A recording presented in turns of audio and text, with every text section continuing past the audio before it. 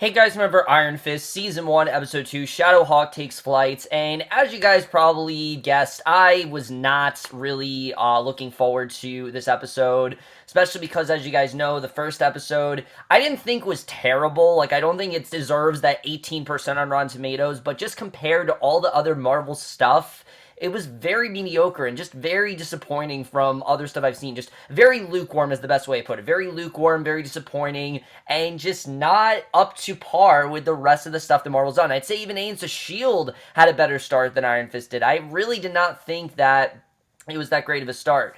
And because of how much of a, slow start that was and just how much of a slog it was to get through, you can imagine I really was not looking forward to watching the rest of the show. I even said it in my review, it's going to be very, very sporadic. I fucking meant it when I said that. However, I thought, you know what, I probably should review at least one episode per week, just at least one, even if I'm not going to review every episode per day like I have with other Marvel shows. I've definitely been a lot more anxious to watch the other ones. Even if I'm not going to do that, I at least probably should review one per week, so that is what I'm going to do, and, yeah, so I'm finally going to get to review episode 2, and did this episode, usually episode 2, that's the episode that really wins me over. I mean, episode 1's still usually great, but episode 2, I'm like, alright, this show really knows what it is, it's very confident, and did this episode do that? No, honestly, this episode did not do that. This was just as boring as episode 1 was. Honestly, it didn't really go anywhere, to be honest with you. I felt like this episode, not a lot really happened, a lot of repetitive conversations, and just in general, the show really is not doing it for me right now. But let's just get into this episode because I do want to talk about what happened, even though there a lot of stuff, it just felt like a lot didn't happen, but let's just get into it.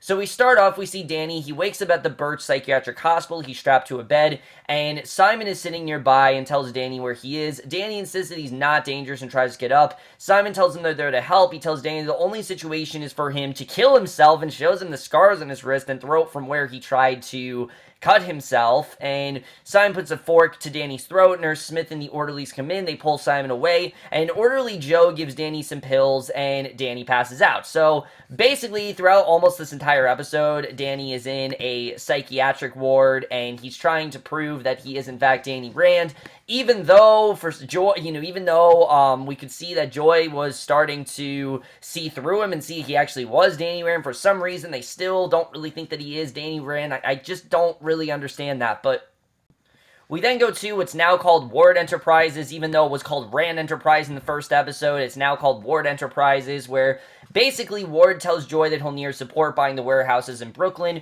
She readily agrees, and she asks what's going on with the Danny Rand wannabe, and Joy figures that maybe he might be the real Danny, which makes no sense to me since she thought the exact same thing in the first episode, and now all of a sudden she's not thinking that. But Ward assures her that he isn't. Her brother points out that how unlikely it is that Danny supposedly died and then came back 15 years later with no shoes and martial arts skills, which, true, I mean, he definitely does have a point that it is kind of crazy to think that he died, but I mean, there's so many similarities, you just can't be that good. Like, even someone who is, an imposter, you just can't be that good at being Danny Rand. And Moore insists that they're getting Danny help, but Joy just isn't really convinced. She thinks that this has to be Danny, so he dreams on meditating on a mountain, a falcon flying overhead, and the Ward private jet crashing.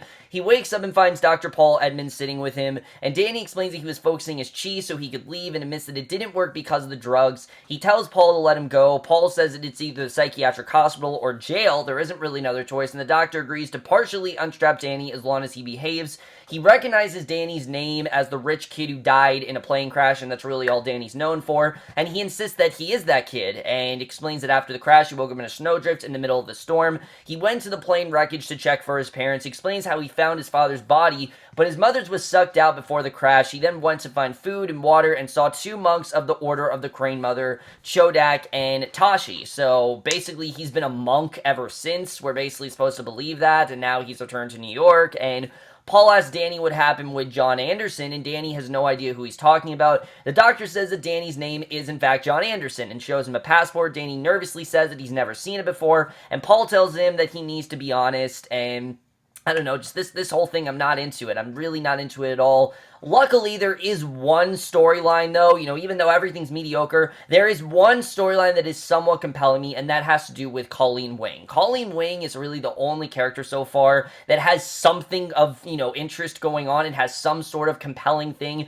and isn't just extremely boring. When her character's on, I'm in it. I really am loving this. Not loving, I'm liking the stuff that's going on with Colleen Wing, and that's only because, like I said, it's at least interesting. But Colleen is walking down the street. She notices someone following her. She walks past an alley. She spots a teenager boy at the other end, also following her. She continues on. Two more teenagers are waiting. They attack her. The two follow, joining her in, and Colleen then takes them down, tells them that she could hear and smell them coming at her. So disappointed, she says that they failed their exercise about performing in the real world, tells them to do better, and then walks away from her students. So we don't really know what that's all about or why they're attacking her. Clearly, this was just an exercise to basically use herself as like a target victim. And like I said, this is really the only thing that's interesting that's going on. I am interested in what's going on with Colleen. It's just everything else that's really, really bland.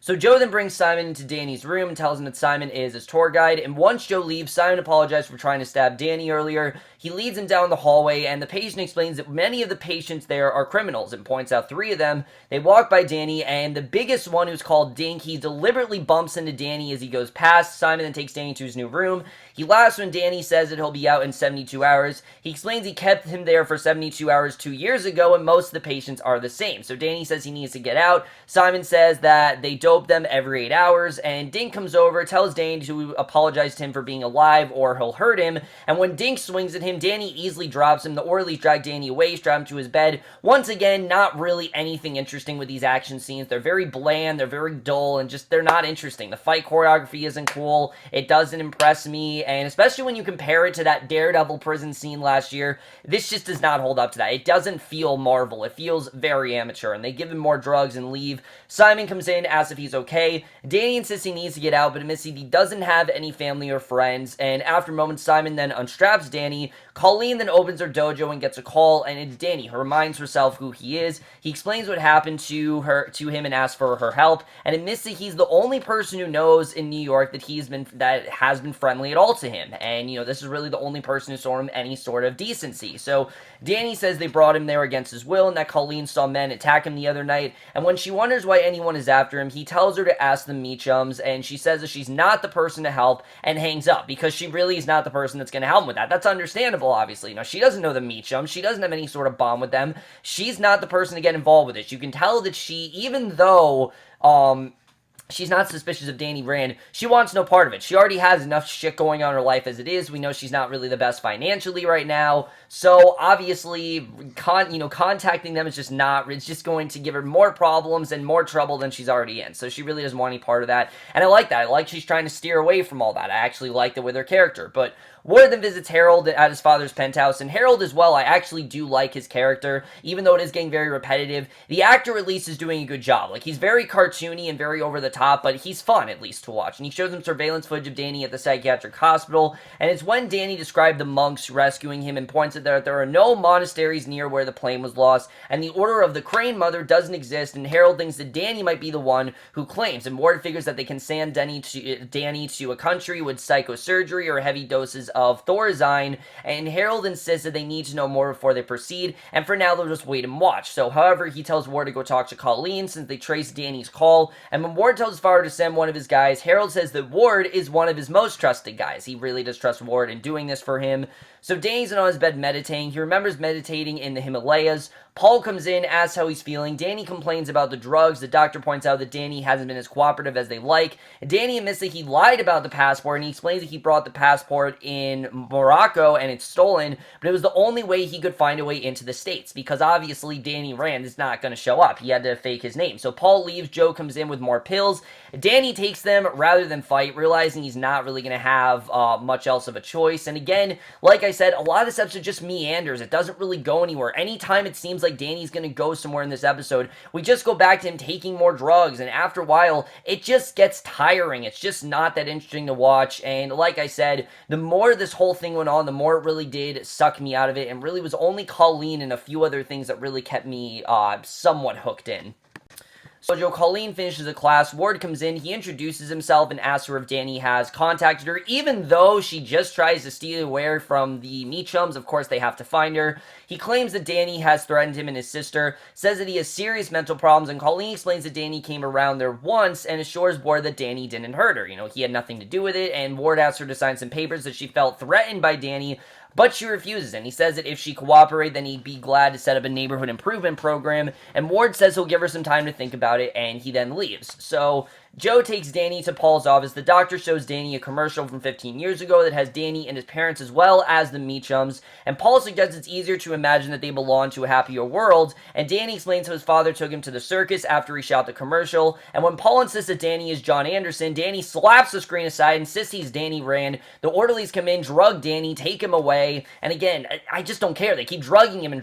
I just don't care after a while. So Harold's watching a surveillance camera. He complains to Kyle. He figures that it might actually be Danny, but Paul isn't asking the right questions, and this character of Kyle, I'm not gonna lie, was so unintentionally funny. The actor who played him was so over the top, so overly bad, and I was not a fan of this guy at all. I mean, he was making me laugh in places I shouldn't have been, and that's definitely not a good sign. So Kyle keeps saying he's sorry. Harold slams his belt on Kyle's desk, says his father would whip him when he screwed up. Harold wraps up the belt, says he misses his father, explains that now he doesn't apologize for anything. He then tells Kyle to bring the car around because he's going up for the first time in years, and in his office, Paul then calls Joy, explains he's treating Danny. He asks if when she did a commercial for Rand Enterprises anything stuck out, and Joy says that they all went to the circus afterward and it was Danny's idea. So her story matches what Danny said, and Paul tells her that he can't explain why he asked because of doctor-patient confidentiality. He just wants to make sure that Danny actually is, telling the truth here. So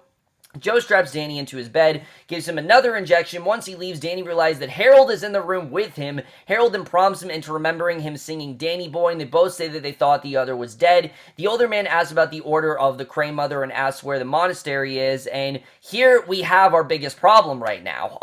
This is one of our biggest problems, is that in the show, as we know, Daredevil, Jessica Jones, and Luke Cage, it took forever for the hero to finally confront that villain. We had that suspense in waiting for them to confront them, and here there's no suspense. He's already seeing Harold, and even if this is just a fantasy and a drug-induced vision, it doesn't help at all. We're waiting for those two to confront. We have their own things going on. Wilson Fisk, they very well set him up, but he wasn't even introduced to the third episode, if I remember. No, he wasn't. It wasn't until the third episode.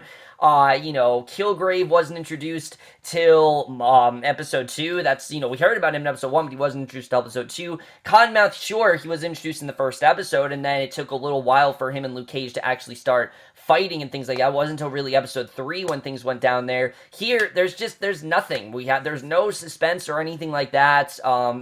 Danny says in Kunlun, one of the 7 capitals of the city of heaven, and he was a warrior there. He was the immortal Iron Fist, the most recent in a long line of Iron Fists, and a sworn enemy of the Hand. Iron Fist, the character we're supposed to be basing this off of, and it's Danny's duty to destroy the Hand, and he's the only one who can do it. And if that was the show, that'd be a lot more interesting, but that's not what's going on right now. We have this whole other mistaken identity situation. Danny asks Harold to get him out. Harold says he'll take care of everything, and back at his penthouse, Harold tells Kyle to find out everything he can on the Iron Fist, and when he goes into his room, he sees a handprint on the window and the words, "Where did you go?" written above it, and on the outside, dozens of stories above the ground. We don't really know what that's all about or who sent this or what's going on there, but again, just that confrontation between these two, it just really was not that suspenseful. It didn't add anything. We didn't really get any suspense at all. They didn't set up this animosity between the two or anything like that, and I just felt they could have done a much better job with that. Danny didn't at all seem surprised that Harold was alive, even though, Ward told him that he was alive. Danny did not seem surprised with this at all. I don't really understand that. There's a lot of stuff here that's very underwritten, and like I said, compared to other hero-villain confrontations, this one doesn't hold up at all, and really just shows how underwhelming this show really is.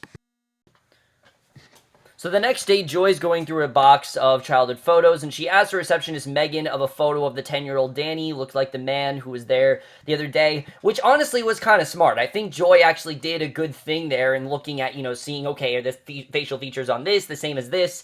But there's one thing she forgot about, and that, of course, is puberty. I mean, obviously, Danny then is not going to look the same as he does now. I mean, yeah, similar, he'll look, he'll definitely look similar, but I think we can all say, you look different at 10 than you do at however old Danny's supposed to be. I believe he's supposed to be in like his late 20s, early 30s, something like that.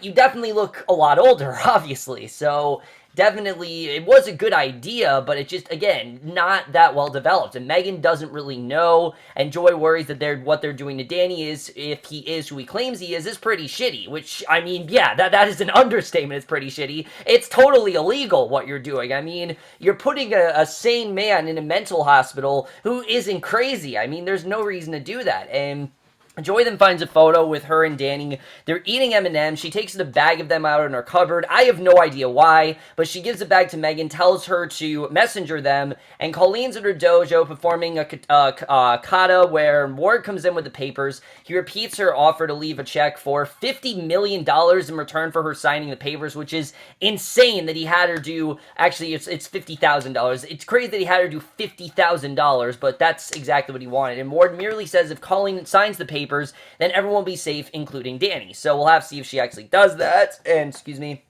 in his room, Danny's performing a kata, but falters as he remembers the plane crash. He lies down. Joe brings in the package from Joy, and it contains the bag of M&Ms, and Danny puts them on the table. He sorts them. Joe comes back, says that Danny is a visitor, and it's Colleen, and Danny explains that they have him on drugs to keep him safe, and she asks why Ward would want her to sign papers that say Danny's dangerous. Again, one of the only characters in the show that actually seems somewhat smart. I mean, yeah, why the hell do you need her to sign these papers? But remember, she knows nothing about Danny. She's met him once. They've had one encounter throughout the entire show. He called her up. She has no idea of all this identity stuff that's going on with him. I mean, she has no past with him, and that's something I do like about Colleen, is that she's not insistent on Danny not being who he says he is because she has no relationship with Danny. Probably the only reason why she's the only tolerable character right now in the show, at least in my opinion. And Danny explains that the family thinks he's a threat to them. When he explains he owns more than half of their company, Colleen says that the Meachums are trying to bribe her. Danny asks if she's going to sign the papers and admits that he's very dangerous to the Meachums, but is harmless to Colleen. And yeah, I mean, can you be more obvious? I mean, this dialogue really is not great. He insists that everything that he said to her is the truth. Colleen accepts that, but says that she can't be involved in whatever's going on. She just doesn't want any part of it. And again, smart girl. She really does not want to be a part of that. So Danny understands and asks her to deliver the M&Ms to Joy. So soon she goes to Joy's office, gives her the M&Ms, explains where they came from. Joy then pours them out, breaks into tears, and realizes that this has to be Danny. And the reason it is really dumb, honestly. I mean, this is the best thing you could come up with, because she tells her to tell Ward that she's not signing the papers. She takes the elevator, which I'm glad that Colleen didn't sign them. It was definitely smart of her, but Ward sees her go. He goes into Joy's office, finds the unsigned papers. Joy explains that Danny sent all but the brown M&Ms, and basically we find out when they were kids, the two of them ate all the M&Ms except the brown one, so that's why he sent the M&Ms back, which was kind of a touching moment if I cared about them. I just don't, though. I don't care about the Meachums and Danny. I want to care about them, but the show just hasn't given me a reason to. And Joy insists that Danny is who he claims and they have to get him out, but Ward insists that Danny is in a safe place and they can consider their next step when they get a full report from the doctors. And shocked, she wonders what her brother's so afraid of, tells him that he should be more like their father was, and I mean, if we've seen anything, we can see that's definitely not the truth. And in fact, she doesn't know that her father's alive. That's definitely going to change very soon. But I like that they did try to give a reason on why Joy believed that Danny was who he says he is, but it just wasn't as strong as it possibly could be, and I definitely think they could have made a much better reason than fucking M&Ms. It felt like blatant product placement. It felt like, oh, here's some touching stuff to force down everyone's throats, and it just didn't feel natural like the other shows have. Danny reminds Paul that his 72 hours are almost up, and Paul says that he's done some research and asks him some questions about his childhood, and Danny remembers the teachers that came when he was homeschooled, and Paul addresses Danny by name for the first time. He admits that he thinks Danny is the real thing, and that he's legit, and asks where he's been for the last 15 years, and Danny says he's been away at the monastery in Kunlun, and talks about how it exists in another dimension, and only appears on Earth once every 15 years, and if he can focus his chi, then he can summon the Iron Fist. That's the only way he can do it, though. So Paul wonders if Danny is if Danny's Danny or the Iron Fist, and Danny says he's both. And the doctor says that Danny's been through some great trauma, but dismisses the story of Kunlun. And once again, the problem with this is that it's all done through dialogue. The other Marvel shows, they took time to show these characters tapping into their powers and, having those fun training montages and having them realize what they're capable of. And Danny already knows all that stuff. He doesn't need to be trained in all this stuff, and it's all done through dialogue. It's boring. It really is boring. I want to see this stuff. I want to see him channel the Iron Fist. The show's called The Iron Fist. Show me Danny being the Iron Fist. It feels really dumb that they're not showing that. But now that he knows what's wrong with Danny, he can come with a treatment plan. Paul refuses to release Danny. He explains that since the incident, he's seen people who think that they have superpowers. He asks Danny to show him the Iron Fist. And Danny admits that he can't while he's on the drugs, and Paul asks him to open himself to the possibility that there is no Iron Fist, there's just a Danny Rand. And at his penthouse, Harold watched the conversation, realized that the more people have realized that Danny is a real thing. Carl reports they found nothing on the Iron Fist. Harold glanced at the handprint on the window. Ward then meets with the board, discuss the purchases of the warehouses. Harold calls him and Ward steps outside to take it. He points out to his father that Harold was the one who wanted to buy the warehouses, and Harold tells him that Danny is who he says he is and need to have him move that night. So Ward says he doesn't want to be involved in any permanent solution and tells Harold to have his men do it, but Harold insists that he plans to keep Danny alive but safe, and they can't risk him falling into anyone else's hands. He's positive that he can actually help Danny, and if Danny is a sworn enemy of the Hand, then they will use him, and Ward warns that nothing good will come of protecting Danny, but Harold orders him to do what he says, and once he hangs up, Ward takes a pill. He calls the hospital to say that there's been a change of plans, and I don't know if that pill makes you do the opposite. They didn't really explain what that pill was all about, but clearly this got him to listen to his father. I don't really understand, but Joe comes into Danny's office, tells him that he's being moved. He gives him a straitjacket to put on. Once the straitjacket's on, Joe takes Danny to a room where Dink and his friends are waiting with clubs. They beat Danny. Now, Joe just said, actually, no, it was actually Paul. Paul was the one who said that he thought that, he was legit. Joe obviously doesn't. They beat Danny, and Dink says that Ward sent his regrets. Danny's hand glows with the straitjacket. He breaks free, takes out the 3 patients, looks out the window, sees a falcon flying across the moon. Again, it's just not really that interesting, just because it didn't go on long enough. I just found this fight scene to be very, very generic and boring. But as Joe comes back, Danny summons the Iron Fist. He shoves his way out past Joe. He runs past Simon to the outside door, blasted off of its hinges with one punch. Harold watches on the camera, sees what Danny does. The Iron Fist fades. Danny walks down to the night, and that is the way this episode ends. But let's just get in this episode and where I think we're going to go from here.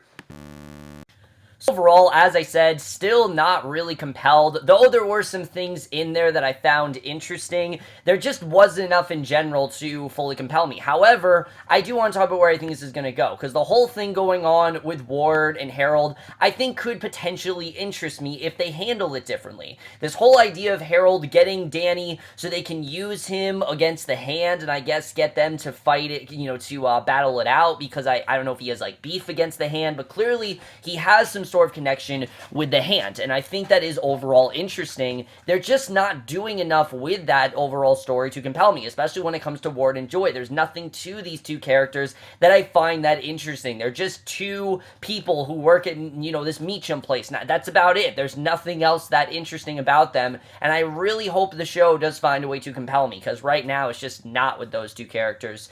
Danny is becoming somewhat interesting, but again, a lot of it's just through dialogue. They're not doing enough with him physically. I need to see more with him as the Iron Fist. The show is called Iron Fist, after all. By this point in Luke Cage, we saw him as Luke Cage. Daredevil, we saw him as Daredevil. Jessica Jones, we saw what she could do. We're not really seeing that with Iron Fist. And we had that one scene here, but it was very underwhelming. I don't know if it's because Finn Jones just isn't really that great in fight choreography, but I just really was not into what was going on here. I was not a huge fan of the whole fighting and things like that, so all the fight choreography, it failed to excite me. That's the real problem here, is that while I think it could have been a little bit more interesting than it was, it just failed to excite me. It didn't have that exciting factor that the show really wanted to have, and I think that just, again, I really was not into what was going on there. The whole thing with Danny and the M&Ms, I thought was dumb. I think they could have easily had something more going on there, but they just didn't in the end, and like I said, a lot of this episode just meandered. There was no reason for this episode to be as long as it was. I think it just went on way too long. I get it that Netflix likes to make these super long episodes because they can, and because the creators feel, they have no restrictions. That's fine, but they wasn't necessary. It didn't really feel like this needed to be a long episode to me. The only thing, like I said, that's interesting is Colleen, and one, because she has no connection to the main storyline, which I love. I love that she's not trying to get invested in it. She's trying to steer away from the Meachum. She doesn't want anything to do with Danny because she knows it's shady, whatever he's involved in. But in the end, she is taking his side because she doesn't really see a reason for her not to. I mean, there's nothing really that's working against her. There's nothing really that Ward said that's going to outright threaten her. So I like the way she's doing her own thing, and she's trying to do what she wants to, to keep this dojo open, and I think that whole story is definitely interesting. Other than that, though, the show just isn't really doing much to compel me right now, and I know it can get better, definitely. That's the thing, the show, it's just very frustrating, because I know Marvel can do better, and I think that they have enough stuff in here where they can do better. The actor who plays Ward, he's a good dude. I don't think that he's a bad actor or anything like that. He definitely seems like he has enough in there to be a good actor.